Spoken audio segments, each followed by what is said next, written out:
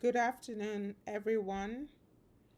My name is Benedicta Esi, and today I will be presenting my Doctor of Nursing Practice scholarly project titled Evaluating the Impact of Telepsychiatry on Depressive Symptoms and Utilization in Patients Receiving Medications for Depression, a retrospective quality improvement project. This project focuses on evaluating whether the shift towards telepsychiatry, particularly after the COVID-19 pandemic, has maintained the same level of clinical effectiveness as traditional in-person care. In addition to clinical outcomes, I also explored how telepsychiatry influences healthcare utilization, including patient adherence and visit frequency. Now, as healthcare continues to evolve, telehealth is no longer just an alternative. It is becoming a standard model of care. So the key question guiding this project is, are we maintaining quality while increasing access? This is what I aim to answer today.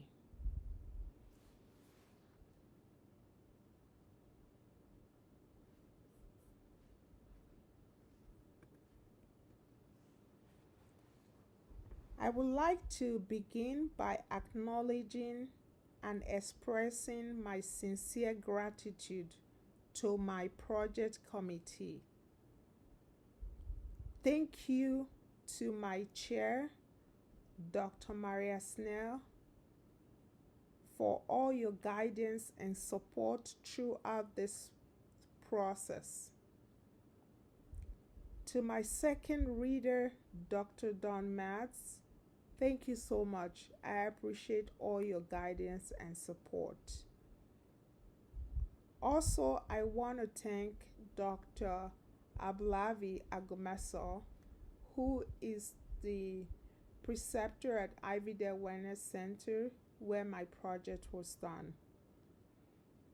All your guidance, feedback, and support have been essential throughout this process. This project would not have been possible without the mentorship of my chair, my second reader, as well as Dr. Ablavi. So I say thank you to each and every one of you. I am deeply grateful for your guidance and support. Let's look at the background and clinical significance. Depression is one of the most common mental health disorders and remains a leading cause of disability worldwide. It is not only affecting emotional well-being, but also significantly impacting daily functioning, relationships, and overall quality of life. From a healthcare perspective, depression contributes to increased utilization, including frequent clinic visits, medication management, and long-term follow-up care. However, despite the need for consistent treatment, many patients face barriers to accessing care. These barriers include a shortage of psychiatric providers, transportation difficulties, financial limitations, and inflexible scheduling. For some patients, even taking time off work or arranging childcare becomes a barrier to receiving care. And with the emergence of telepsychiatry, especially during the COVID-19 pandemic, many of these barriers were reduced.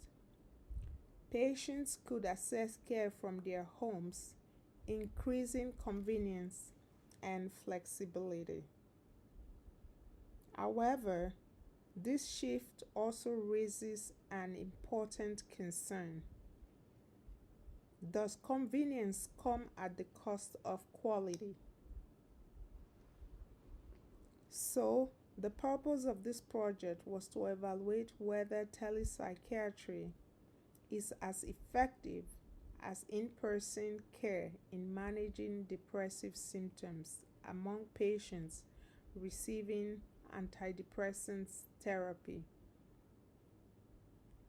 Additionally, this project examines whether telepsychiatry influences healthcare utilization patterns, such as adherence and visit frequency.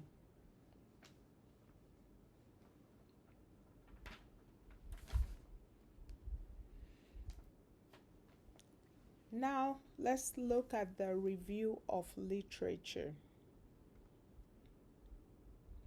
Moving into the review of literature, to establish foundations for this project, I examined several key areas of recent evidence regarding digital care delivery.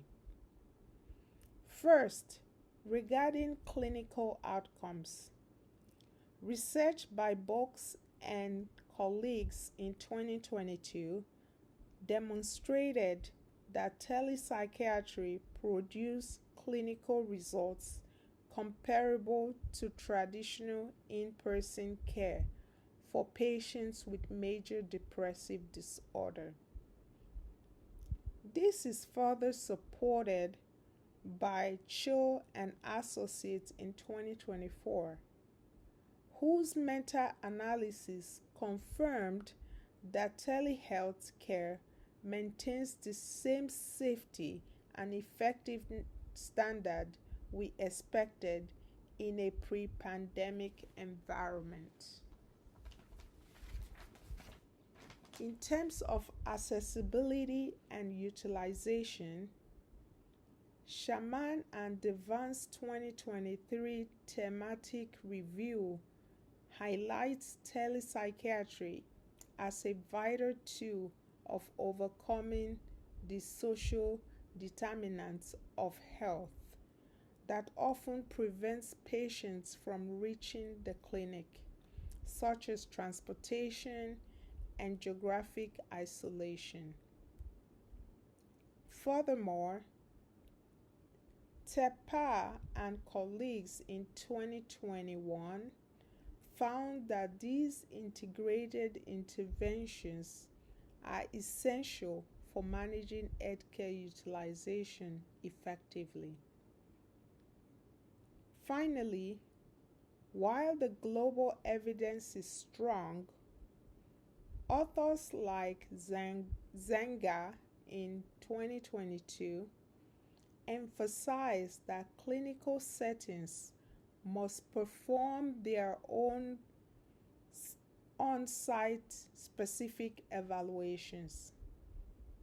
This literature gap is exactly what this project addresses at Ivydale Wellness Center, translating broad evidence into local validated practice.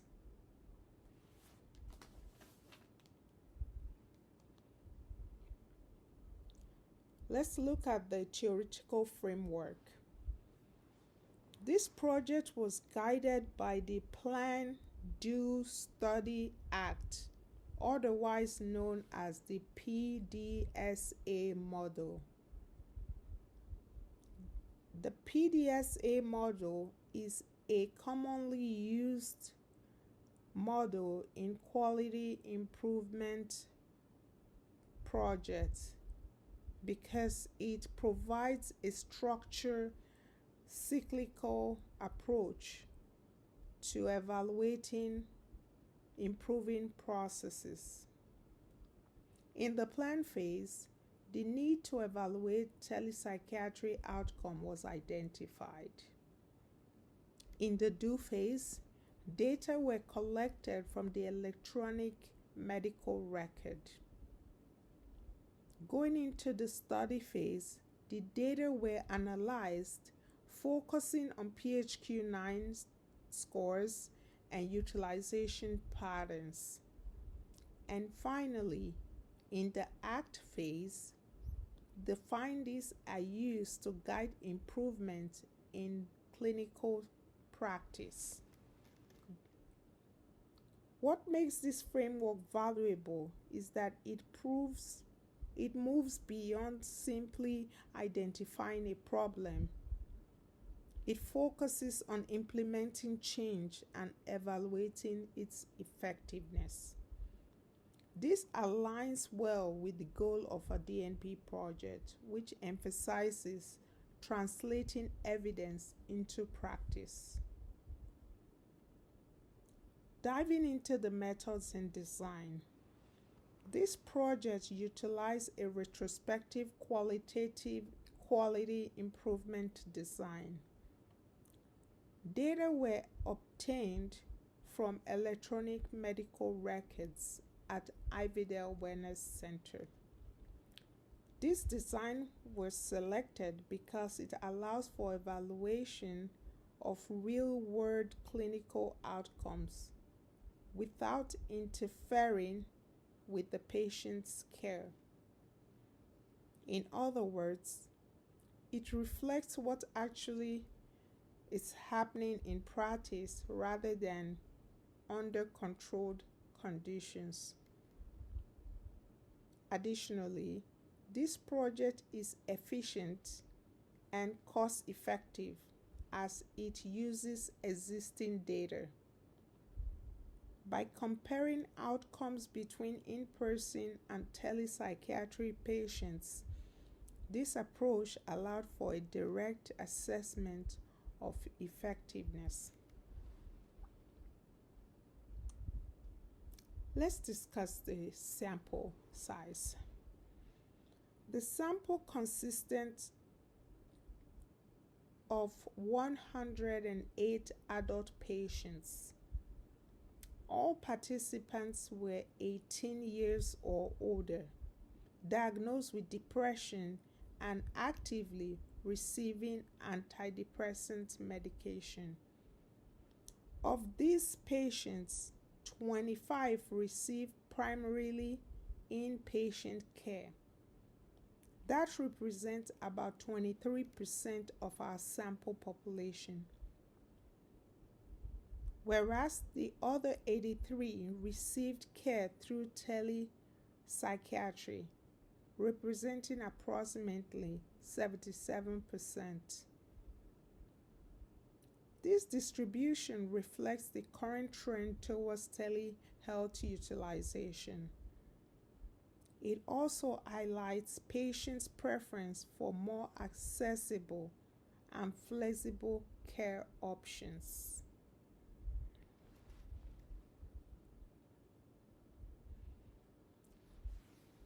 Here's the data analysis. For the primary analysis, the Mann-Whitney U test was used. This is a non-parametric test, meaning it does not assume a normal distribution of data. This was very important because PHQ-9 scores are ordinal and did not meet the assumptions required for a parametric testing. Using the appropriate statistical test ensures the validity and reliability of the results. In addition to this, distributive statistics were used to evaluate healthcare utilization, including visit frequency and appointment adherence. This provides a more comprehensive understanding of both clinical outcomes and patient engagements. Here are the results. Now moving into the results, this is the most critical part of this project. When comparing the PHQ-9 scores between the in-person and telepsychiatry groups, the Mann-Whitney U-test resulted in a p-value of 0.787. This indicates that there is no statistically significant difference between the two groups. The effective size was 0.026, which is considered negligible. And I want to pause here to emphasize something very important. In this context, no statistically significant difference is actually a positive outcome. It means that telepsychiatry is not just as effective as in-person care in managing depressive symptoms. It also supports the idea that the method of delivery does not compromise the quality of care.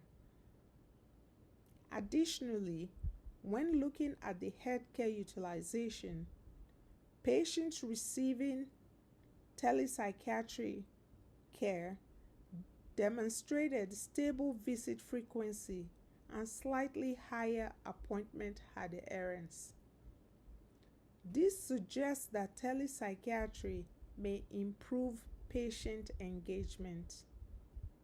So overall, telepsychiatry does not only maintain clinical outcomes, but also enhances access and consistency of care.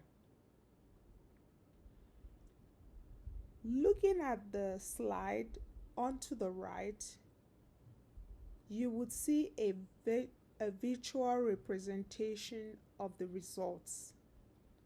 The bar chart illustrates the comparison in PHQ-9 scores between groups. The pie chart shows the demonstration of the sample.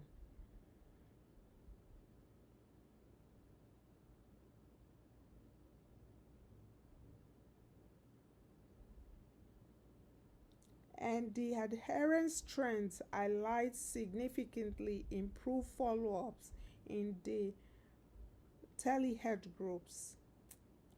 This visual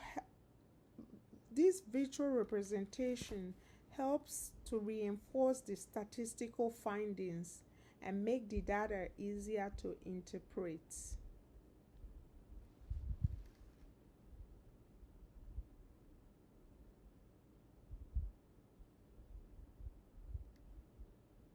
There were several limitations to consider during this project. First, the retrospective design limits the ability to establish causation.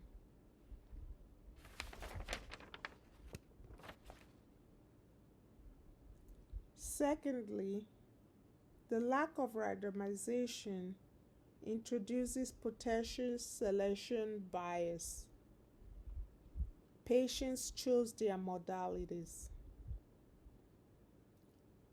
Additionally, we are dependent on the accuracy of the EMR documentation and must acknowledge that the tech glitches like a poor internet connection are variables we cannot fully control in a retrospective study. Having these limitations, this should be considered when interpreting the findings.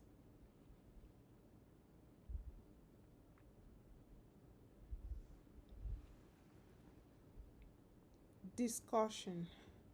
These findings validates telepsychiatry as clinically effective model of care. The absence of a significant difference confirms that the patient outcomes are not dependent on whether the care is delivered in person or virtually. This is especially important as healthcare continues to evolve towards more flexible delivery models. This result supports the continued use and expansion of telepsychiatry in clinical practice. Implication for practice.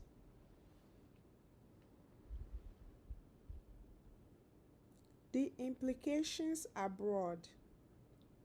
For patients, this supports the continued use of a model that respects their time and removes the cost of travel.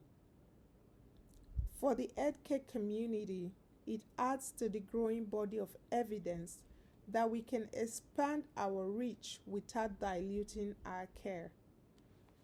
For our clinic, it means we can confidently allocate resources to enhance our telehealth infrastructure.